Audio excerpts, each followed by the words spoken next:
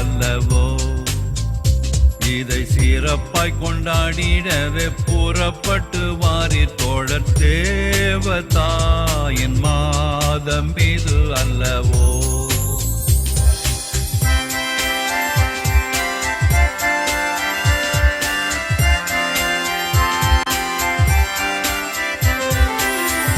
உள்ள மானிடர்க்கு தேவதூதன் தந்த அன்னை புண்ணிய வரங்கள் எல்லாம் கொண்ட அன்னையே. பூவில் உள்ள மானிடர்க்கு தேவதூதன் தந்த அன்னை புண்ணிய வரங்கள் எல்லாம் கொண்ட அன்னையே. அவளுடன் நாம் எல்லோரும் தேவமாரி பாதம் கூடி, அவளுடன் நாம் எல்லோரும் தேவமாரி பாதம் கூடி ஆனந்தம் மிகுந்த பல கீதங்களை பாடுவோமே. தேவதாயின் மாதம் இது அல்லவோ. இதை சிறப்பாய் கொண்டாடிடவே புறப்பட்டு வாரி தோழர் தேவதாயின் மாதம் இது அல்லவோ.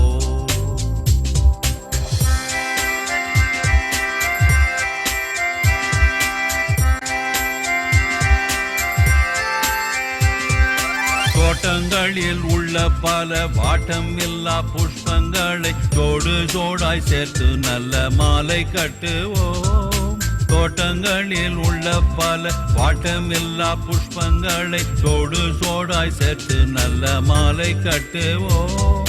கூட்டமாய் எல்லோரும் சேர்ந்து வீட்டில் உள்ள பேரை சேர்த்து, கூட்டமாய் எல்லோரும் சேர்ந்து வீட்டில் உள்ள பேரை சேர்த்து கோயிலுக்கு சாயரட்சி ஆவலுடன் போவோம் வாரி. தேவதாயின் மாதம் இது அல்லவோ. இதை சிறப்பாய் கொண்டாடிடவே புறப்பட்டு வாரி தோழர் தேவதாயின் மாதம் இது அல்லவோ.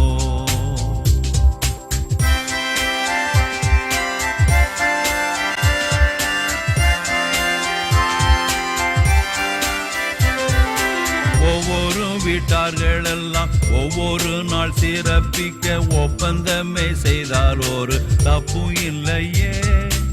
ஒவ்வொரு வீட்டார்கள் எல்லாம் ஒவ்வொரு நாள் சிறப்பிக்க ஒப்பந்தமே செய்தால் ஒரு தப்பு இல்லையே.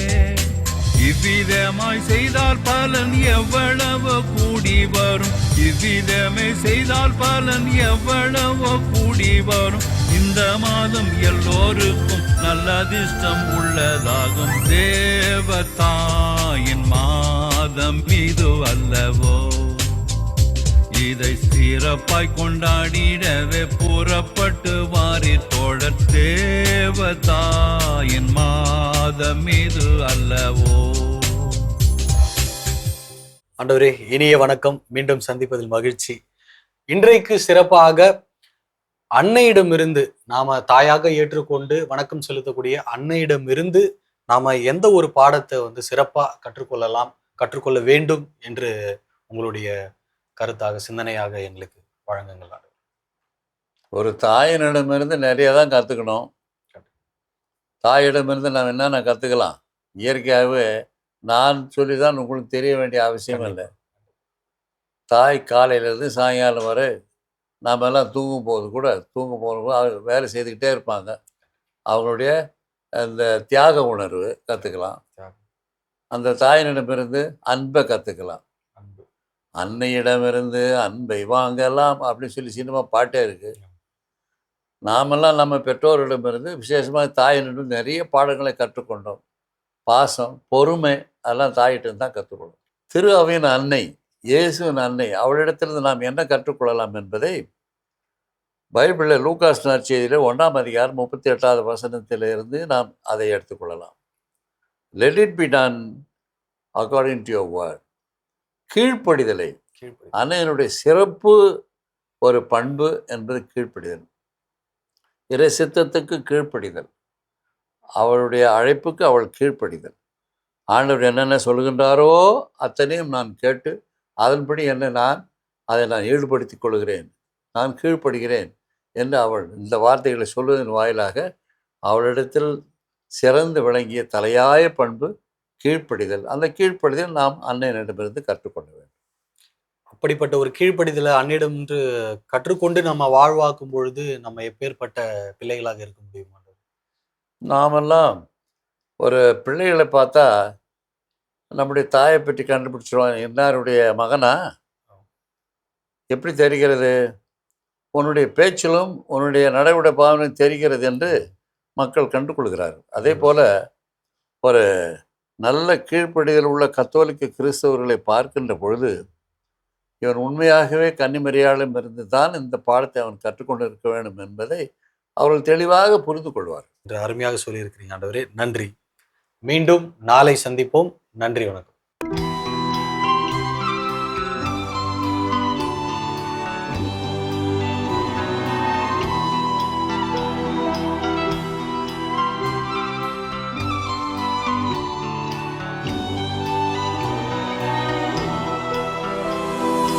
ஆண்டவரே இரக்கமாயிரும், ஆண்டவரே இரக்கமாயிரும், கிறிஸ்துவே இரக்கமாயிரும்,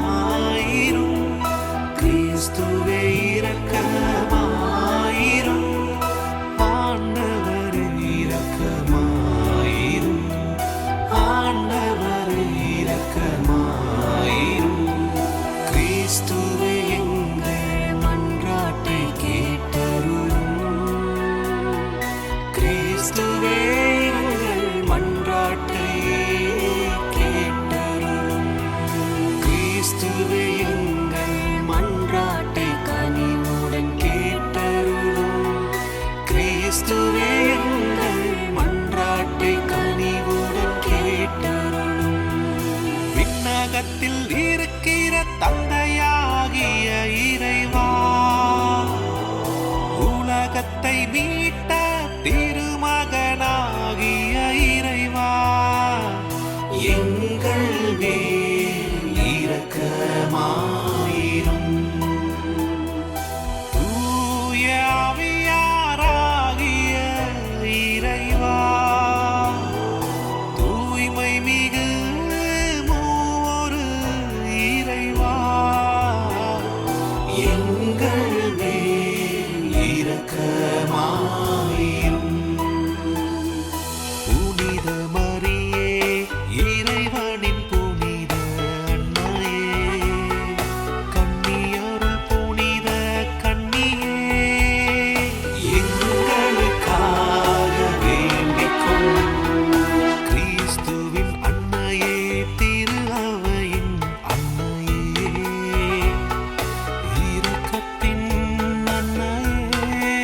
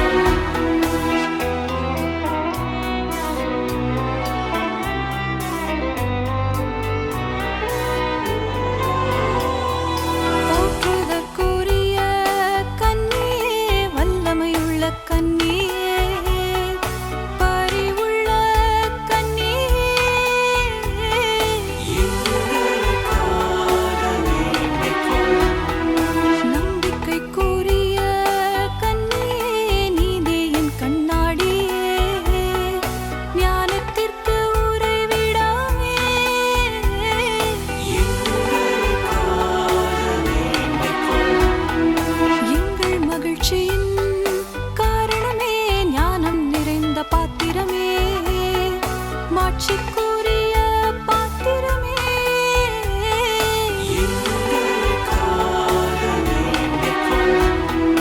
பக்தி நிறைந்த பாத்திரமே, மறைபொருளின் ரோஜா மலரே, தாவீது அரசரின் கோபுரமே,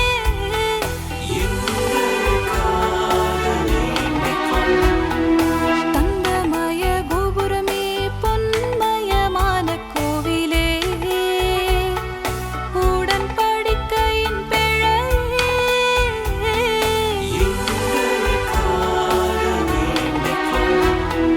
விண்ணகத்தின் வாயிலே, விடியற்கால விண்மீனே, நோயுற்றோரின் ஆரோக்கியமே,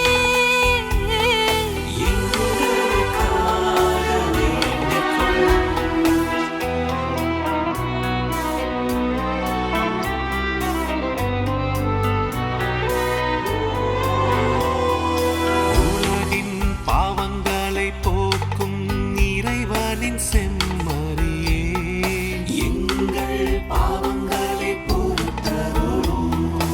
உலகின் பாவங்களை போக்கும் இறைவனின் செம்மறியே, எங்கள் மன்றாட்டை கேட்டருளும். உலகின் பாவங்களை போக்கும் இறைவனின் செம்மறியே, எங்கள் மேல் இரக்கமாயிரும்.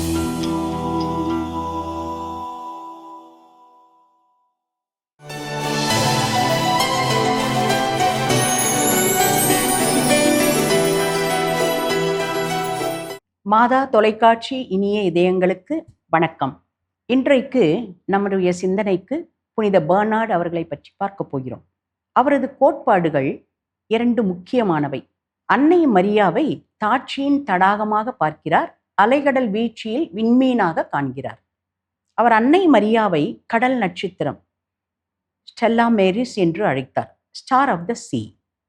மரியாளை பற்றி பேசும்போது நாக்கு ஒருபோதும் சோர்வடையாது என்பது அவரது கூற்று. புனித பெர்னார்ட் அன்னை மரியாவை வாழ்வின் கொந்தளிப்பான கடலில் வழிகாட்டும் கடல் விண்மீனாக உருவகப்படுத்துகிறார். வாழ்க்கை பயணத்தில் புயல்களும் சோதனைகளும் உன்னை தாக்கும் போது இந்த விண்மீனை பார், மரியாவை கூப்பிடு. அவள் உன் கையை பிடித்தால் நீ மூழ்க மாட்டாய். அவள் உனக்கு முன்னால் நடந்தால் நீ வழி தவற மாட்டாய் என்று விளக்குகிறார்.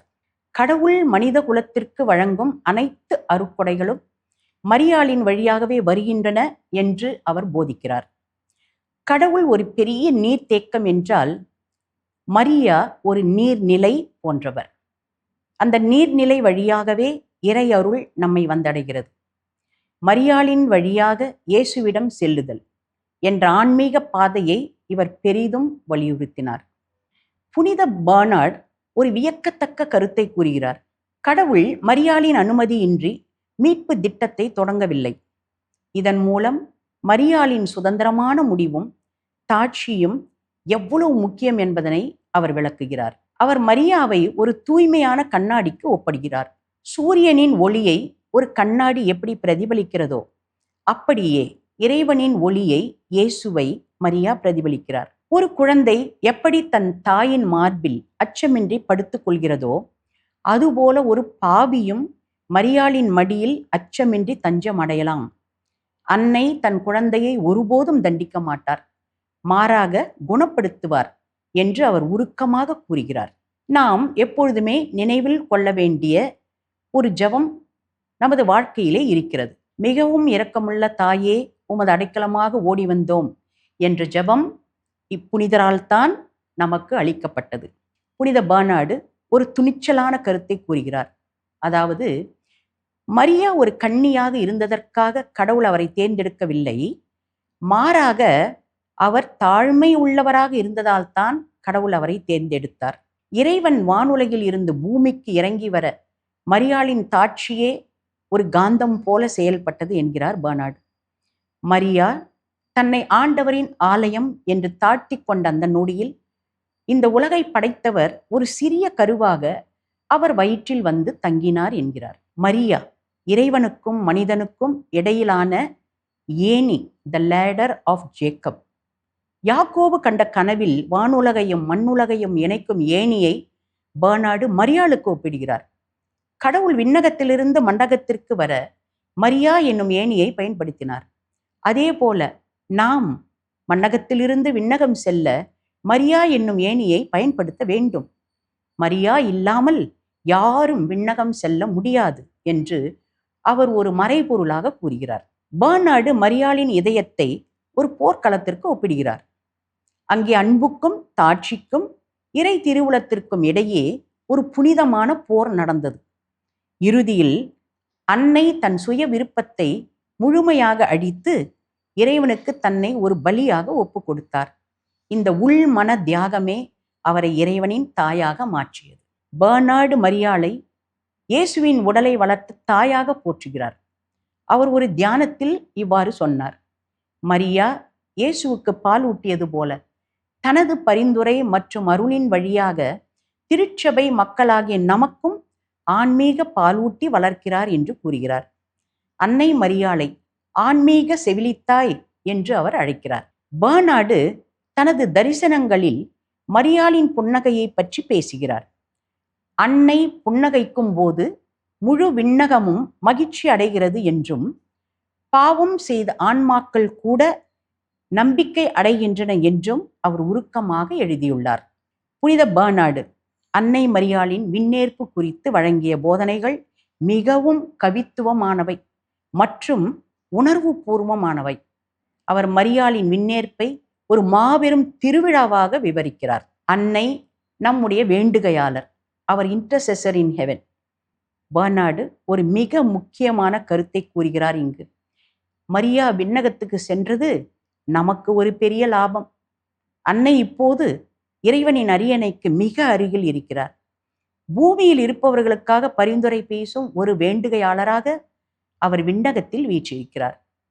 அன்னை மரியா விண்ணகத்திற்கு சென்றது நம்மை மறக்க அல்ல, மாறாக நமக்காக பரிந்துரை செய்யவே என்று அவர் ஆறுதல் கூறுகிறார். மேலும் புனித பெர்னார்டின் புகழ்பெற்ற வரிகளை நாளைய சிந்தனையில் காண்போம். வணக்கம்.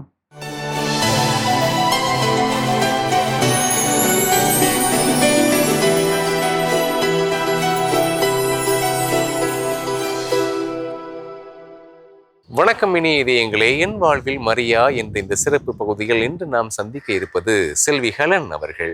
வாங்க சந்திக்கலாம். வணக்கம் ஹெலன். வணக்கம் சார். என்ன பண்றீங்க? நான் college second year visual communication பண்றேன் சார். விஷுவல் கம்யூனிகேஷன் பண்றீங்க? ஆமா. வாழ்த்துக்கள் வாழ்த்துக்கள். என்ன நோக்கம்? என்னோட நோக்கம் ஏதோ ஒரு டிசைனிங்குள்ள போய் அதை நம்ம டெவலப் பண்ணிக்கலான்ட்டு ஒரு ஐடியாவில் இருக்கேன். நான் இனிமே தான் முழுசாக கண்டுபிடிக்கணும் என்ன ஆக போறேன்ட்டு. ஓ ஓகே. உங்கள் வாழ்க்கை நல்லா அமையணும், ப்ரே பண்ணிக்கிறோம். இது வந்து மதர் மேரியுடைய மாதம், உங்களுக்கு தெரியும். ஆமாம். மதர் மேரி கிட்ட உங்களுடைய பக்தி எப்படி இருக்கு?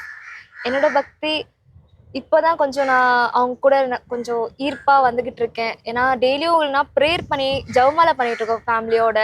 ஸோ அதனால கொஞ்சம் ஃபேமிலிக்குள்ள ஒரு நல்ல ஒரு புரியுது, அவங்க கூட நாங்கள் நல்லா இன்வால்வ் ஆகிறோம், பக்தியோட இருக்கோம், எங்கள் ஃபேமிலிக்குள்ள நல்ல ஒரு அண்டர்ஸ்டாண்டிங், ஒரு ஒற்றுமையா இருக்கிறோம்னு சொல்லிட்டு அது புரியுது. ஸோ அதனால ரொம்ப இப்போ நம்ம அவங்க கூட ஈர்ப்பாக இருக்கோன்ட்டு புரியுது. மரியன்னை கிட்ட நீங்க வந்து வேண்டுதல் வைத்திருக்கிறது உண்டா? வச்சிருக்கேன், சின்ன வயசுல வச்சிருக்கேன். அதனால எனக்கு ஒரு ஃபைன் அவங்கள ப்ரே பண்ணா கண்டிப்பா நடக்கும்னு எனக்கு தெரிஞ்சது. சின்ன வயசுல நடந்த ஒரு விஷயம் என்னன்னா, ஒரு நாள் எக்ஸாம் நடந்துட்டு இருந்தது. அடுத்த நாள் எனக்கு எக்ஸாம். நான் சுத்தமா படிக்கல, என்ன பண்றேன்னு தெரியல. அம்மாவும் ஊர்ல இல்லை அந்த டைம்ல. அம்மா இருந்தானா அட்லீஸ்ட் படிச்சிருந்துருக்கலான்ட்டு ஒரு இதுல இருந்தேன். சரி, அப்ப அப்பா சொன்னாரு, அம்மா இல்லைன்னா என்ன, மாதாமா இருக்காங்க, நீ உங்களுக்கு ப்ரேயர் பண்ண கண்டிப்பா ஏதாச்சும் ஒரு நடக்கும்னாங்க. நைட்டு ப்ரேயர் பண்ணிட்டு இருக்கேன், அதே சேம் ஜெபமாலை ப்ரேயர் பண்ண அழுதுகிட்டு தான் ப்ரேயர் பண்ணிட்டு இருந்தேன். என்னாச்சு, திடீர்னு மழை ஸ்டார்ட் ஆயிடுச்சு மிட் நைட்ல. காலைல பார்த்தா சென்னை கல்லூரிகளுக்கு விடுமுறை அப்படின்னு போட்டுட்டாங்க. நான் இட்லி என்னால நம்ப முடியல, உண்மையாவே ப்ரேயர் பண்ணனால இது கண்டிப்பா நடந்திருக்குன்ட்டு. ஸோ அதுல இருந்து பயமா எனக்கு அவங்க மேல ஒரு பக்தி ரொம்ப அதிகமாயிடுச்சு. சரி, கண்டிப்பா நம்ம கஷ்டப்பட்டாலும் அவங்க அம்மா இல்லைனாலும் பரவாயில்ல, அவங்க நமக்காக இருக்காங்கன்ட்டு ஒரு விஷயம் எனக்கு தெரிய வந்துச்சு. சரி, அம்மா இல்லைனாலும் அம்மா இருக்காங்கல்ல, மாதம்மா இருக்காங்க. அம்மா இல்லைன்னா கூட மாதம்மா இருக்காங்க. அதாவது உங்களை பெற்றெடுத்த அம்மா இல்லைன்னா கூட அம்மா இருக்காங்க. மிகப்பெரிய ஒரு ஸ்ட்ராங்கான நம்பிக்கை இது. வாழ்த்துக்கள். சரி, மதர் மேரி கிட்ட உங்களுக்கு பிடித்தது என்ன? எனக்கு அவங்ககிட்ட பிடிச்சதே பொறுமை சார். ஏன்னா அவங்ககிட்ட இருந்து பொறுமை, மத்தவங்க கிட்ட அந்த பொறுமை இருக்குமா எனக்கு தெரியாது. ஏன்னா நான் பார்த்த வரைக்கும் யாராவது அவங்க தப்பா சொன்னாலும் சரி, அவங்க கிட்ட இருந்து அந்த பொறுமை யார்கிட்டயும் வராது ஃபர்ஸ்ட் ஆஃப் ஆல். ஸோ நான் அவங்க கிட்ட இருந்து எவ்வளவு கோவப்பட்டாலும் சரி, அந்த பொறுமையோட எந்த ஒரு முடிவு எடுக்கணும், அந்த பொறுமையா இருக்கணும்னு சொல்லி கொஞ்ச நாள் பொறுமையா இருந்துகிட்டு இருக்கேன். அது எனக்கு பிடிச்ச விஷயமே அவங்க கிட்ட இருந்து. உங்க சக மாணவர்கள் மத்தியில பக்தி முயற்சி பத்தி நீங்க பேசுனது உண்டா? பேசியிருக்கேன். அப்போ பேசும்போது அவங்க பாதி பேருக்கு என்ன நினைக்கிறாங்கன்னா, நான் படிக்கிற காலேஜ் வந்து ஆர்சி காலேஜ் தான், ரோமன் கேத்தலிக். ஸோ அதனால எந்த ஒரு பிரச்சனையும் இல்லை. ஓகே, எல்லாருக்கும் அவங்கள பத்தி தெரியும், ஏதோ அவங்களுக்கு அந்த நம்பிக்கை இல்லாம இல்லை. பட் சில பேர் என்னன்னா அதுல இருக்காங்க, கிறிஸ்டியன்ல தான் இருக்காங்க, அதுவும் ஆர்சி கத்தலிக்ஸ் தான். பட் இருந்தாலும் அவங்களுக்கு முழுசா அவங்கள நம்ப முடியல. என்ன இது நீங்க எப்படி நம்புறீங்க? அப்ப நான் நிறைய வாட்டி ட்ரை பண்ணியிருக்கேன். பட் நான் பைபிள்லையும் சரி, என் வீட்லயும் சரி, ஒரு விஷயத்த யாரும் நம்ப மாட்டாங்கன்னா, நீயே போய் அதை பேசும்போது அவங்க கண்டிப்பா அது வந்து புரிஞ்சுக்க மாட்டாங்க. அவங்களுக்கு நீ பேசுறத வச்சு கடவுள் அவங்களுக்குன்னு ஒரு டைம் கொடுப்பாங்க. அப்போ கண்டிப்பா அவங்களுக்கே புரிய ஒரு ஓகே ஃபைன்ட்டு. ஸோ அதனால நிறைய ட்ரை பண்ணியிருக்கேன் நான். கொஞ்சம் புரிஞ்சுக்கோங்க, நீங்க உங்களுக்கு தெரியலனாலும் நீங்க கொஞ்சம் புரிஞ்சுப்பீங்க, கடவுள் உங்களுக்காக அந்த கொடுப்பாங்கன்னு சொல்லிட்டு நான் வந்திருக்கேன். ஓகே, பக்தி முயற்சியும் நீங்க அறிவிக்கிறீங்க உங்க ஃப்ரெண்ட்ஸ் மத்தியில. சொல்லிருக்கேன். வாழ்த்துக்கள். உங்களை போன்ற இளைஞர்களுக்கு நீங்கள் சொல்ல வேண்டிய செய்தி எதுவும் இருக்கிறதா? எந்த ஒரு கட்டத்துல போனாலும் சரி, எவ்வளவு ஹை பொசிஷன்ல இருந்தாலும் சரி, நம்ம அவங்கள மறக்க கூடாது. காடோட தேங்க்ஸ் எப்பயுமே, நம்ம சின்ன விஷயம் தப்பு இருந்தாலும் சரி, எவ்வளவு சின்ன விஷயம் அவங்களுக்கு ஹெல்ப் பண்ணாலும் சரி, என்ன நல்ல விஷயம் நடந்தாலும் சரி, அவங்களுக்கு எப்பயும் நம்ம தேங்க்ஸ் சொல்லிட்டே இருக்கணும். அவங்களை எப்பயும் மறக்க கூடாது.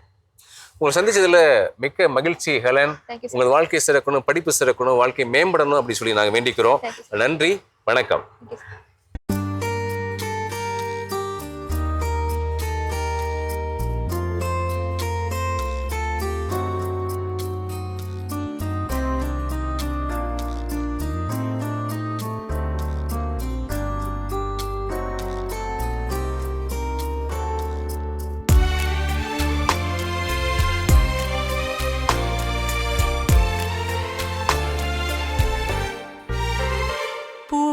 புகழ்வாய் மனமே, இசைப்பாய் கானமழை, பணிவாய் புலன்களே, மேரி மாதா சந்நிதியில். புகழ்வாய் மனமே, இசைப்பாய் கானமழை, பணிவாய் புலன்களே, மேரி மாதா சந்நிதியில்.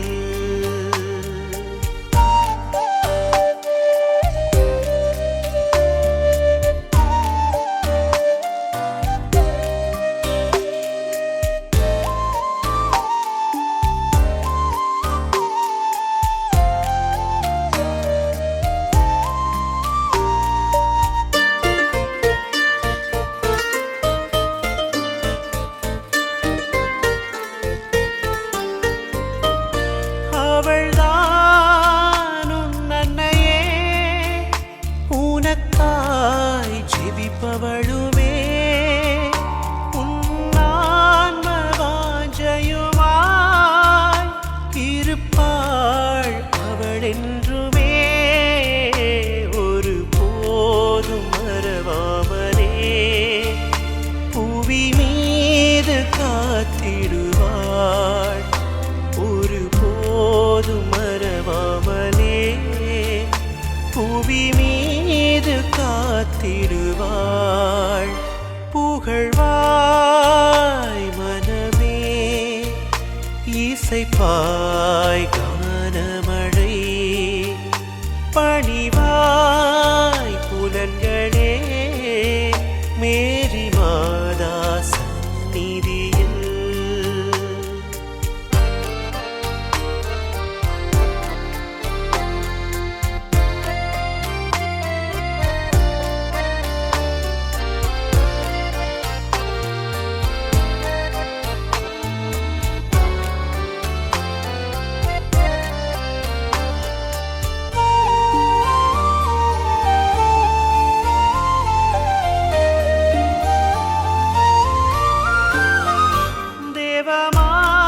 தேவமாதாதானவளே, செய்வதெல்லாம் மகத்துவமே, போக்குவாள் உன் துயரங்களை, துதிப்பாய் நீ அவளை.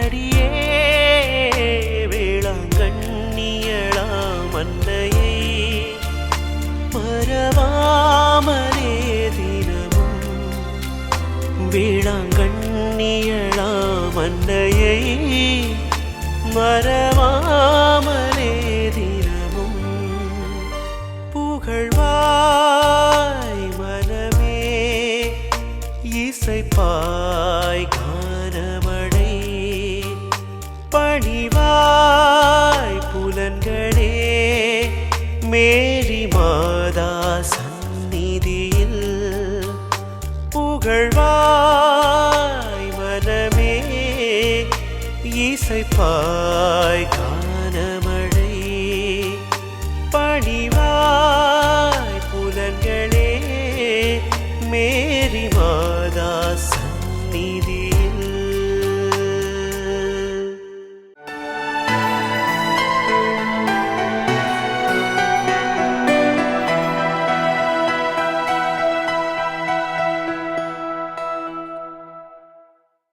மன்றாடுவோமாக. அமைதியின் ஊற்றே அன்பு தந்தை இறைவா, அமைதியை ஏற்படுத்துவோர் பேறு பெற்றோர், ஏனெனில் அவர்கள் கடவுளின் மக்கள் என அழைக்கப்படுவர் என்று உம்முடைய திருமகன் இயேசு வழியாக எங்களுக்கு கற்பித்தீர். இந்த உலகம் அமைதி நிறைந்த உலகமாக இருக்க வேண்டும் என்று நாங்கள் எல்லாரும் ஆசித்தாலும் தனிப்பட்ட சுயநலம் காரணமாக சமூகங்களிடையே பிரச்சனை, நாடுகளுக்கிடையே பிரச்சனை, அரசியல் காரணமாக, மதம் காரணமாக பிளவுகள் ஏற்படுகின்ற சூழ்நிலை தான் அதிகமாக இருக்கின்றது. இந்த ஒரு சூழ்நிலையிலே அமைதியை ஏற்படுத்த வேண்டும் என்று நாங்கள் இறந்து உம்மிடம் வேண்டுகின்றோம்.